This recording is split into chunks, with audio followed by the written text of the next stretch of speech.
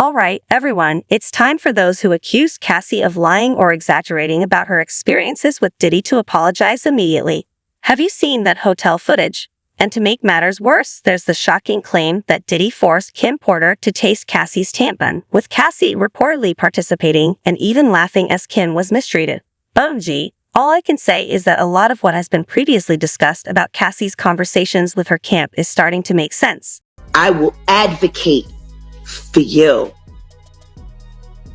Because, see, I know something that a lot of people don't know. I know that you and Kim Porter had a sit down right before she left us. Before we go any further, is Karishma safe? There's a clear pattern here, and it's not looking good. Diddy's son should never have released that diss track mocking the feds, because now people are saying the feds are leaking information to teach the whole family a lesson. Personally, I'm here for all the leaks and the truth coming out. After the new footage surfaced of Diddy mistreating Cassie, one of Kim Porter's alleged friends spoke out, claiming that Kim had been troubled by Diddy for nearly 2 decades. This is what Cola said.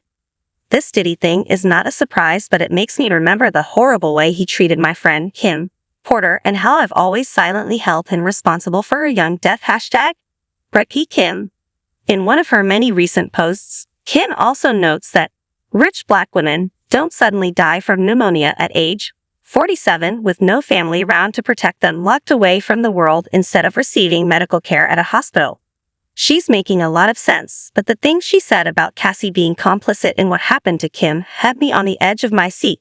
Cola specifically mentioned that Cassie let herself be flaunted in Kim's face and laughed at how Diddy was treating Kim, saying that ironically Cassie back then allowed herself to be used to disrespect Kim in her own home. Cola said that she does feel bad for how Cassie was being treated by Diddy, but still she remembers when Cassie allowed herself to be used racially against Kim, as Diddy humiliated her for years. Then she said, "Y'all have always hated me for talking real about these men, but they deserve it."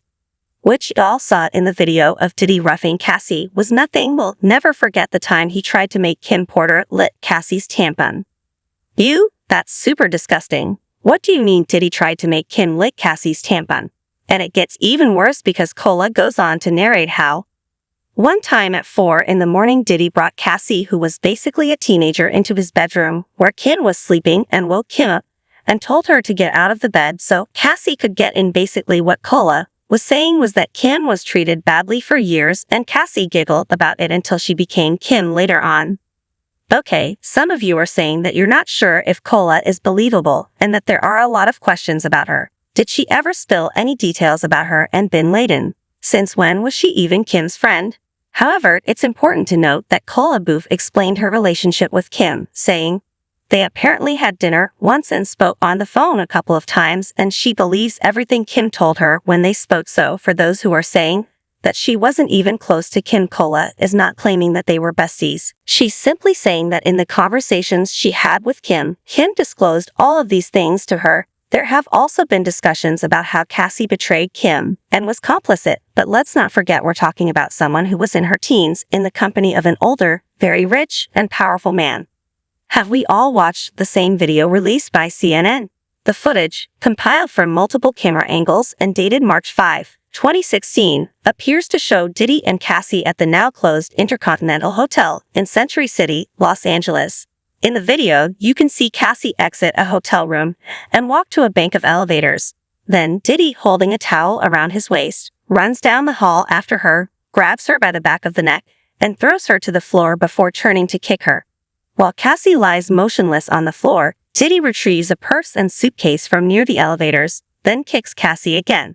After about 4 seconds, he briefly drags her by her sweatshirt towards the room before walking away. It was unbelievable to watch as Cassie, trying to gather herself, moved to pick up a phone on the hallway wall near the elevators.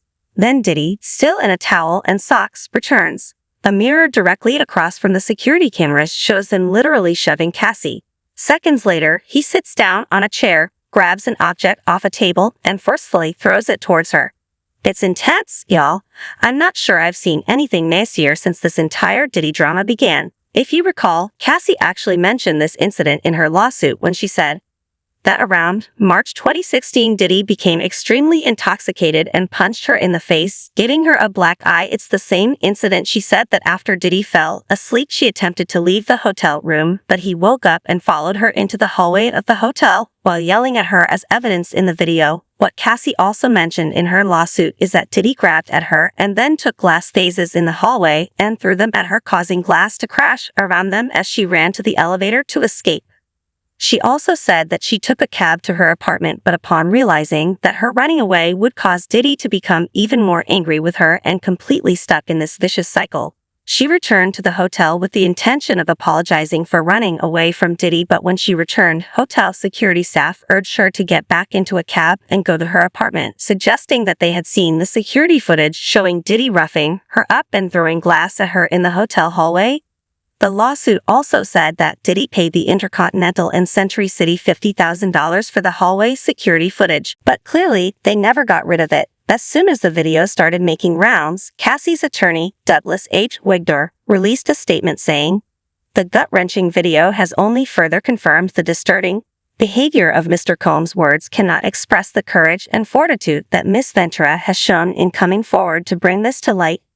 On the other hand, the Los Angeles County District Attorney's Office also issued a statement on the surveillance video, saying, "We are aware of the video that has been circulating online. We find the images extremely disturbing and difficult to watch." The statement also continued, "If the conduct of Pickett occurred in 2016, unfortunately, we would not be able to charge as the conduct would have occurred beyond the timeline where a crime of this nature can be prosecuted. As of today, law enforcement has not presented a case related to the attack to Pickett in the video against Mr. Combs." I know it's crazy that he can't be charged, but I'm guessing whoever leaked this footage knew that and decided Diddy should be judged by the public. Since the footage was released, people have been going at him mercilessly. It's been nasty. There's still that conversation about whether Cassie was complicit and how Diddy treated Kim. The thing is, Cassie might have initially thought she was special and wouldn't be treated the way she saw Diddy treat Kim Porter. But the tables turned and Diddy started treating her the same way. This cycle has led to more questions, like whether Young Miami also went through the same thing. Remember how Kisha was lashing out at people who criticized her for not learning from what happened to Cassie, and how she seemed to mock Cassie? I don't know about y'all, but I see a clear pattern here. This entire development has some people saying that Cassie and Young Miami are both gold diggers who deserve what happened to them. I know it's harsh, especially considering everything they may have gone through. What do you think? Is it fair to say they deserved it? What are your thoughts on Cola saying that Cassie watched as Kim was mistreated? Drop your thoughts in the comments below. Also, this might be a good time to mention something Jaguar Wright said to jog your mind a little more. I know Kim had some very good advice to give you, and I believe that this is why things are happening as they're happening now. Kim was smart, wasn't she, Cassie? Kept you alive and kept you safe. I will advocate for you.